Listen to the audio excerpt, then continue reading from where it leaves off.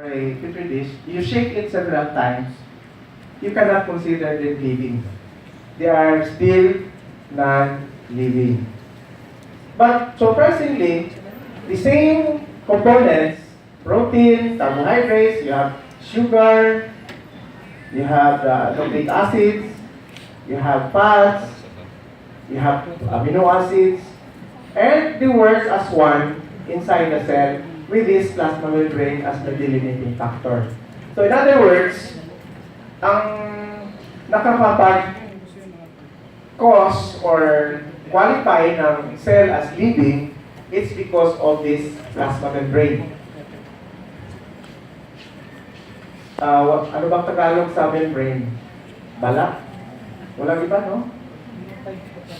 Balat. Kaya yung mga balat natin, yan, membrane yan, no? Anyway, what's in the plasma membrane? Actually, if you are going to look at it, the plasma membrane is a double membrane. It's a double structure which basically has lipids.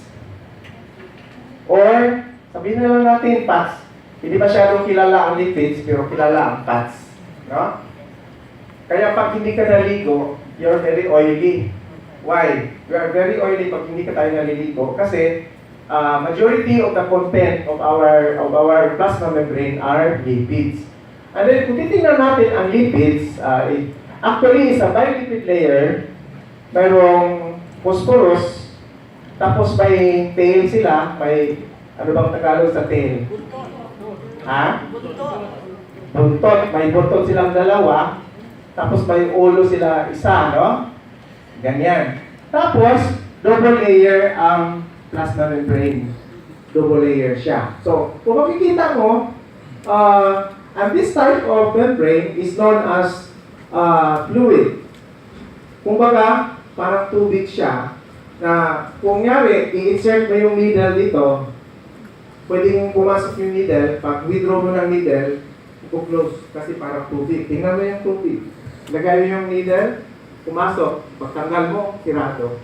So, that is the nature of our membrane. As a matter of fact, healing begins just after the membrane has closed.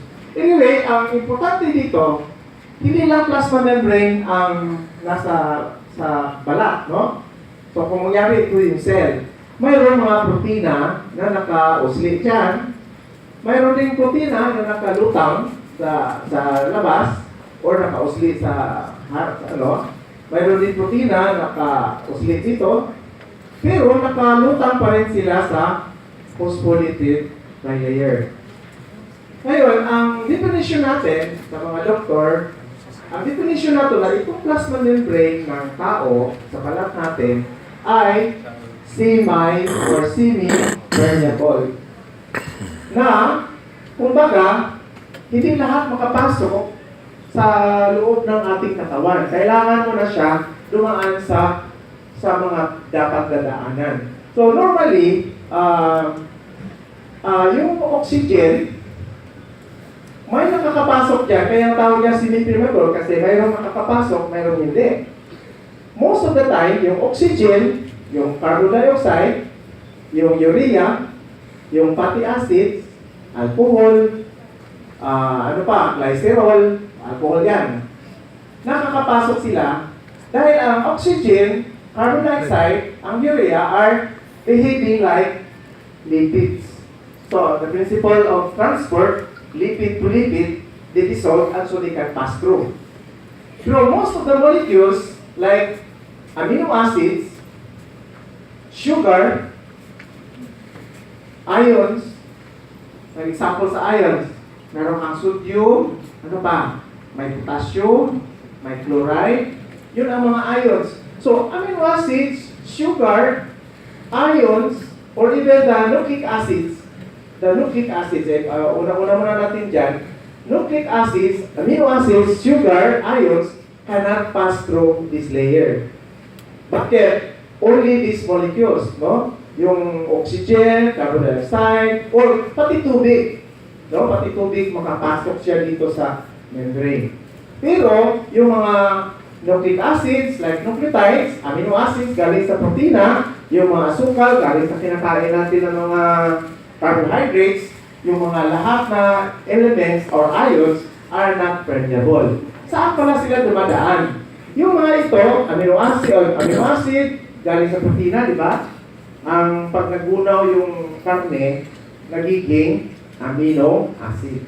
So, yung mga kinakain natin na karne, yung kinakain natin na bigas, nagiging sugar, yung mga DNA sa loob ng cell, hindi sila basta-basta nakakapasok sa loob ng cell. Saan pala sila dumadaan? Earlier, I told you na dito sa membrane, mayroong mga protein na mayroong protein, may channel, o iba may channel, mayroong iba carrier, so may protein dyan. So, ang protein ay nakalutang siya sa fluid bilayer. Ang tanong ngayon, which ones are responsible for making these proteins? Now, why did I pinpoint this out? Because each tissue, each cell, bawat cell sa ating katawan ay iba-iba ang kanyang permeability. Iba-iba yung kanyang characteristic insofar as transport of molecules are concerned. So, itong mga asukal, walang nakakapasok na asukal sa ating dugo kung walang asin. Ito yung tandaan niyo, very important aspect yan. Bakit ko binigay ito? Kasi marami kayong pwedeng maisipan na pwede nyo gawin araw-araw para mapigilan ninyo ang pagpasok ng asukal. Bakit? Pag kumain tayo ng bigas o kaya any carbohydrate, nagugunaw siya first of all sa bunganga. Kasi may amylase dyan. Yung may enzyme yan na pumuputol dun sa mga kinakain nating starch. No? Tapos, pag medyo na gunaw na siya, ilunukin mo na siya at makapasok sa stomach. Actually, sa stomach, walang digestion sa carbohydrates. Momentarily, yung mga kinain mong bigas, hindi siya magunaw sa stomach. Kasi ang mga doon sa stomach, ang nagugunaw palati ay ang mga proteins. So sa bunganga, carbohydrates. Sa stomach, karne. Tapos lahat ng kinain mo, pagkatapos ng sa stomach, ibabato yan doon sa, or i-transfer yan ng ating katawan doon sa small intestine. As a matter of fact, kung titingnan mo, ang galing dito sa bunganga hanggang sa stomach, siguro mga around 2 feet lang yan. Pero yung small intestine natin ay 21 feet. It means to say that the body works with a very effective small intestine, which is about 21 feet. Where? Why? Because the small intestine is where digestion and absorption of food will happen. Pag take na look, at supposing ito yung cell ng bituka, na doon yung mga, imagine yung bituka, parang tubo. Pero on the lining of the bituka, doon sa lining niya, itong mga cells na mayroong membrane. Now, what is in the membrane doon sa bituka na nagpapasok ng asukal? Sabihin ko ulit, walang pumapasok na asukal doon sa dugo natin kung walang asin. Bakit? Kasi sabi ko kanina, yung sugar ay charged molecule yan. So, example sa sugar ay tawag natin na glucose, pero hindi masyadong kilala ang glucose sa mga tao. Ang kilala nila ay, by the way, yung glucose na yan, yun ang blood sugar. Yun ang nagpapatakbo ng ating katawan. Na pag mababa ang blood sugar mo, gugutumin ka. Pero ano ang term niya sa doktor na pwedeng natin naintindihan kaagad? Glucose is also known as dextrose. Kaya pag dinidextrose kayo, sabihin mo sa doktor, sabi ni Dr. Correct, kalamay lang pala yan. Pwede bang kami na lang magunaw at inumin na lang namin? Oh, actually yung dextrose na yan, yung binibigay sa hospital, asukal yan. Nilagay lang yan sa magandang bote, kaya medyo mahal. No? So pag dinidextrose kayo doon sa hospital, habang ang pasyente mo ay nakakain pa, nakalunok pa, sabihin mo, Doktor, yung pasyente namin, pwede pang maglunok ng asukal yan.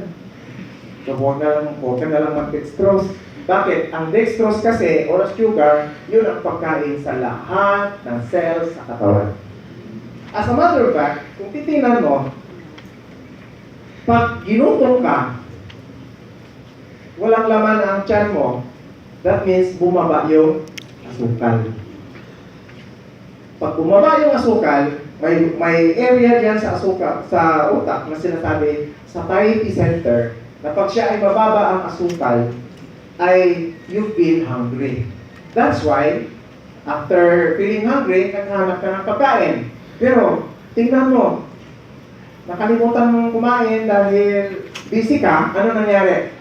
Bumaba din ang asukal. Sa totoo yan, mayroon pala tayong reserve na asukal sa ating atay good for 8 hours. Kaya huwag ka naman magtaranta. Pag ginutong ka, uminom ka kaagad ng tubig na may asin. Na bakit? Ang transport pala ng sugar, sabi ko doon, nandun na yung nagunaw na yung pagkain mo.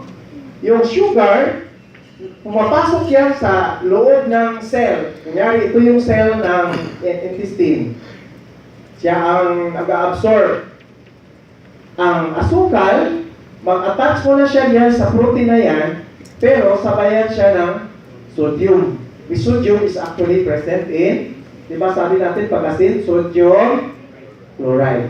So, pag mayroong asin, ang iyong pagkain, yung sugar na yan, at ang sodium, sila ay magpasok or they go together to get into the cell. So this is what you call the food transport system. So, in other words, walang pumapasok na asukal sa ating dugo kung walang asin. It means to say therefore, the implication is this, na kung ikaw ay diabetic, pwede mong kontrolin yung pagkain mo by controlling asin. Why? If you have less asin, you have less sodium, therefore, no transport of sugar because sugar is only transported into the blood if there is sodium. Nakuha niyo? Ay, naku, pwede na palang hindi pumili ng mga gamot. Yung para sa diabetic. Doktor, mataas yung aking asukal, doktor. Ay, huwag naman kanya, mayroong drug yan. Samantalang pwede pala intervention. At the cellular level, pwede mong pigilan ang pagpasok ng asukal sa pamagitan ng pagkontrol ng asin. Tingnan mo, samantalang, actually, ang nangyari rin sa medical therapeutics ngayon, drugs. Pagdating doon sa clinic, hindi pa nga natingnan ng doktor ang mukha mo, may laboratory na, dito kaagad siya prescribe mo, bilhin ito. Ayaw niya nang makiusap kasi nga galing siya sa duty at pagod na pagod siya, tapos yung mukha mo pa ay pangit, umalis ka na nga dyan, o ito yung resita mo. No. I would like to tell you, even diabetes can be controlled by not taking a lot of sugar, or a lot of asin. Kaya pala yung mga taong walang ulam, masyado, basta may ano lang yan, may kanin, tapos may bagoong, naku, lahat ng sugar doon sa kanin na kinain mo, ay papasok yun pag mayroong bagoong. Bakit? Sugar is always co-transported with sodium. Not only sugar, but also amino acid. Yung kinakain mong karne, pag nagunaw yan, nagiging amino acid. At hindi rin sila makapasok, another transport protein also for amino acid. Each molecule of the body, lahat ng mga molecules na malalaki at saka may charge sila, basta hindi lang sila, ito lang ang mga pumapasok sa membrane. Oxygen, carbon dioxide, ano ba yung sinabi ko, may pwede pumasok ang tubig dito sa phospholipid bilayer. But almost all of the molecules that we have to eat have to have a specific channel. May channel para sa sodium, may channel para sa potassium, may channel para sa chloride, may channel para sa calcium, may channel para sa iron, may channel para sa iodine. So, ibig sabihin, lahat ng mga elements dito sa mundo na kailangan natin sa katawan ay mayroon siyang sariling channel. And the question now is, the behavior the behavior of a particular cell is actually dictated by the nucleus. Why? Because in the nucleus, there is what we call the DNA. And the DNA, if you are going to look at the central dogma of life, if you try to look at it, is the DNA, or the DNA, siguro from the point of view of, mabuti na, okay lang, no? Ang DNA ay otherwise known as the deoxyribonucleic acid.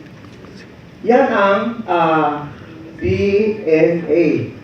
Actually, kung titingnan mo, yung deoxy, asukal lang yan. Ang asukal niya ay tawag ay ribose, which is actually galing yan sa glucose. So, ang glucose, C6, ang ribose, C5. So, ang ibig sabihin, may anin siya ng carbon, kaya glucose. Pero, ginagawa ng katawan para magiging ribose, para magiging part siya ng DNA. Tapos, itong nucleic acid, basically, mayroon na siyang asukal, mayroon din siyang phosphate, mayroon siyang phosphate, sugar, and then the nucleic acid, one of which is what we call the adenine. Okay, so adenine, may guanine, may cytosine, may thymine. So, sa madaling sabi, yung nucleotide na component, apat lang talaga sa katawan. Pero naka-attach siya sa sugar, naka-attach siya sa phosphorus. So one like that, phosphorus, sugar, and nitrogenous base, we call this the nitrogenous base. The nitrogenous base, adenine, guanine, cytosine, and thymine. So if you have another phosphate, sugar, and another base, that's another nucleotide. Then you have phosphate, sugar, another base, you have another nucleotide. So this chain of, say, phosphate, sugar, and another base, you have now chain of nucleotides. That's why a gene is also known as polynucleotide. So our genes, the one that really comprise the genes or the chromosome, ang pinaka-maintindihan talaga sa DNA, chromosome. So, bawat cell ng katawan, mayroong chromosome. Tapos, yung chromosome na yan, ang what we call, nagdala ng tawag natin, code of life. Siya yung nandoon yung blueprint. Ang design ng katawan mo. Kung matangos ang ilong mo, that means mayroon ng design doon na DNA na matangos. Kung ang balat mo ay medyo maputi, mayroong design doon sa DNA na maputi siya. Lahat ng posibleng makikita mo sa katawan ngayon ay nandoon sa tawag natin DNA. Kaya kung bumalik tayo dito ngayon sa cell, ano ang gumagawa ng protein sa cell na ito? All the proteins that are found in the membrane of a particular cell actually emanates from DNA. So now we can say that each cell, bawat cell sa ating katawan has different permeability characteristics. Bakit? Iba-iba ang gene na nandoon. Iba-iba ang pagka-stress ng gene na nandoon sa kanilang cells. So, if you are going to reckon insofar as what makes the cell permeable or what makes the membrane of the cell permeable, it can be reckoned by the type of DNA that is present or the type of DNA that is activated in that cell. However, if you are going to look at it, so pwede na natin tanggalin ito.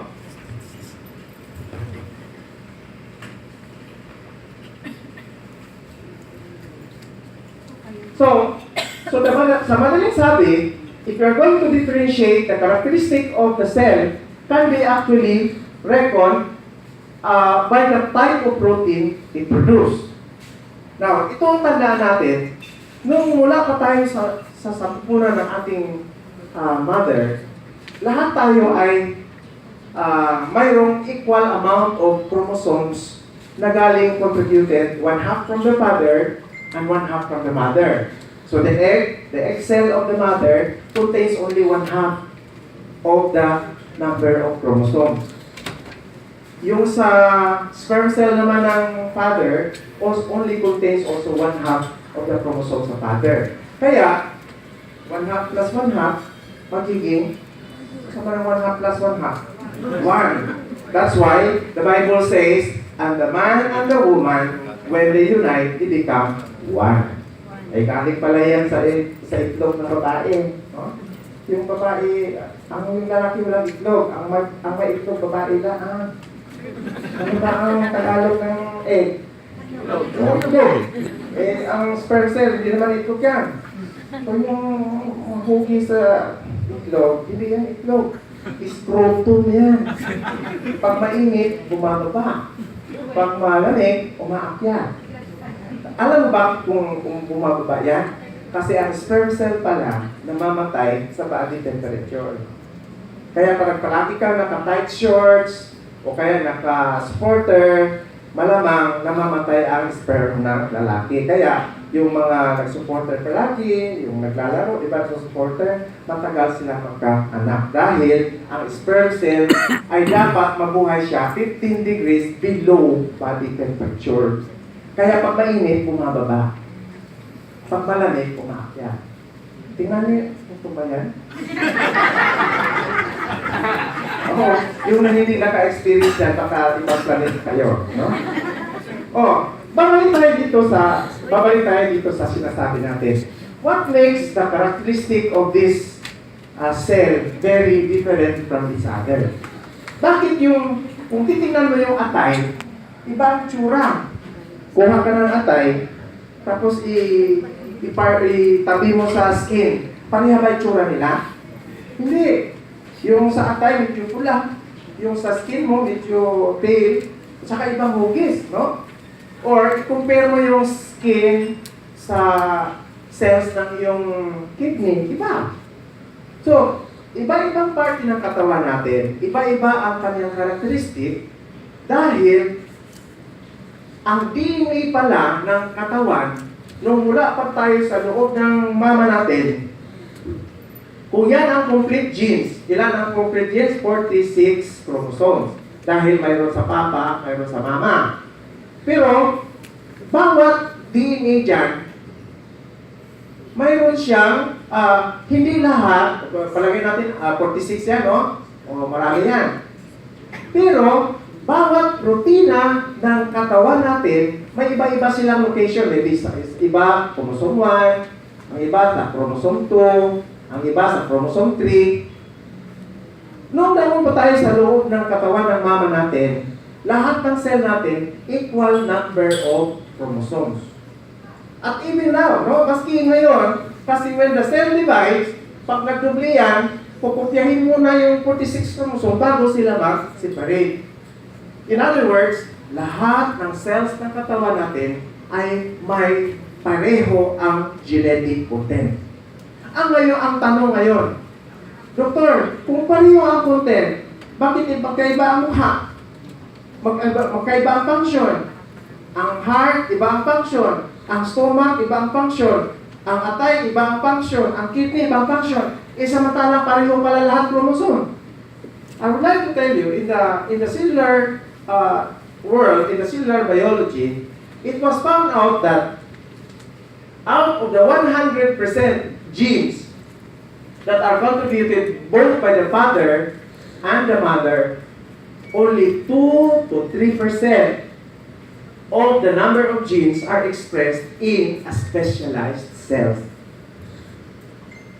Ibig sabihin, yung protein ng iyong balat ay mag-ibang protein nandoon sa atay. Kaya magkaiba-ibang tsura. Yung protein na nandoon sa kidney, mag-iba ang protein doon kumpara mo sa stomach. Yung enzyme doon sa atay ay hindi the same enzyme doon sa stomach. Magkaiba sila dahil bawat cell ng katawan ay iba-iba ang expression.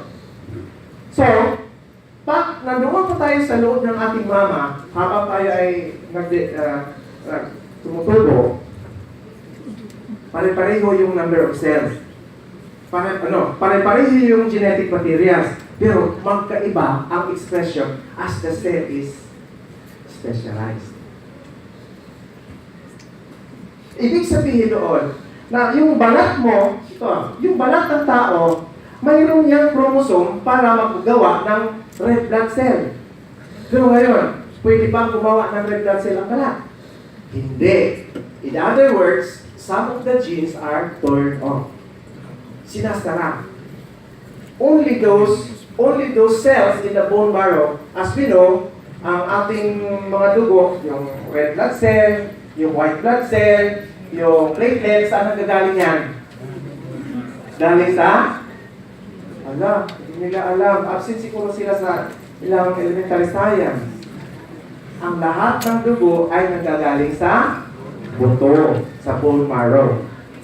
So, bagamat mayroong genes doon sa ating skin, doon genes ng red blood cell, mayroon doon sa skin, mayroon doon sa liver, pero mayroon doon sa buhok, sa lahat ng parte ng katawan. Ngunit, only the genes in the bone marrow for the red blood cell is expressed. All the other cells are silent. So, ibig sabihin, the expression of the characteristic of the protein. Remember, these proteins that are found in the membrane are actually due to the DNA that it has there. Only the portion of that gene is expressed. That's why I said only 2 to 3%. Only 2 to 3% of the total DNA inside the cell are expressed. The rest are silent. Kaya, kung minsan, cancer prevails when a particular cell is producing a different protein which is not supposed to be there. Kaya pag nakita ng doktor, uy, may bukol. Ang itsura ng tsukula. Sabi ng doktor, kunin mo yan, ipa-surgery mo yan, ipa-operahan mo yan, kasi malamang tumor yan. Kasi ang definition ng tumor ng science, especially medical science, ang definition ng tumor is neoplasm. Neo because it's new, plasm because it is a cell. All plasms are cells. That's why a tumor are those cells, a tumor cell are those cells that grow in a raw place. A tumor is a cell that has turned on the protein or turned on the gene which is not supposed to be there. That's why I would like to tell you early at this point in time, the studies have shown that a person who has a very low nucleotide content, yung mababa ang kanyang nucleotides. Ano ba yung mga nucleotides na sasabi natin? Yung adenine, guanine, cytosine, thymine. Pag mababa daw ang ating nucleotides, the cell is actually having a deficiency of the production of that gene. And therefore, because they are very unstable, walang sangkatin. And remember, before the cell divides, it has, the DNA must be duplicated. So ngayon, pag kulang yung nucleotide, kulang yung DNA, kulang yung sangka, paano niya i-duplicate para dumami ang cells? Because the principle of cell division is this. There is no cell division unless the DNA is duplicated. Now, what if, so that the studies show that low levels of DNA causes that instability of the DNA. Ibig sabihin, pag ang tao, sa katawan ng tao ay mababa ang kanyang nucleotides, nagiging, ano ba ang Bisaya o Tagalog ng instability? Hindi siya stable. No? Yung definition natin. Ano ba ang ating definition yan? Sabi ng language, pag nag-define daw tayo ng mga ganyan, Yun daw ang Titologos definition. What is celebration? The act of celebrating. So pag sinabi natin what is unstable, yung not stable. Parang ano lang, no? Kinagaya lang natin yun. That is really true. So, let us try to project. Yung DNA na doon, sa cell na yun, ay kailangan niya magdoble bago siya gumawa ng panibagong cell. And remember that the characteristics of living organism is that we are always characterized by continuous production of the cells in order to replenish those cells that are dead. Now, take a look. Our skin is produced, or rather is replaced every 28 days. Our liver is replaced every 300 days. Now, before the cell will multiply to replace the old ones, take note, DNA must first be duplicated before they divide into two daughter cells. Now, you can now imagine the statement of the clinical study showed any body or in the blood that has low level of DNA, the DNA is, or any cell or any living organism that has low levels of nucleotide will have a very unstable DNA. So you can just imagine how now, you can imagine that you have here a cell and the DNA is there and this cell is supposed to divide into two. Now, if there is low level of nucleotides, mababa ang levels ng nucleotides, the DNA is unstable. So, ibig sabihin, the DNA might not be able to duplicate. Maybe, you could just imagine that the DNA is not finished because some nucleotides are not present. That's why these DNA that are stable will now cause the production of what we call cancer cells. Why? They cannot duplicate. Why? There are no available nucleotides. So in other words, what we are trying to project here is that when a particular cell, say the skin, how could the skin produce a lot of replacement if there are no nucleotides? That's why you will notice, the reason is, you will notice that as we grow, we are aging. Why? There are few available nucleotides. Why do you think, doctor, what do you think there are few available nucleotides? This is actually the cellular issue. It was found out that when you are still in the womb of our mother, the production of nucleotides is very fast because there is what you call de novo synthesis. In other words, may paraan yung tumutubo yung bata na magkaroon sila ng new nucleotide synthesis. Usually, new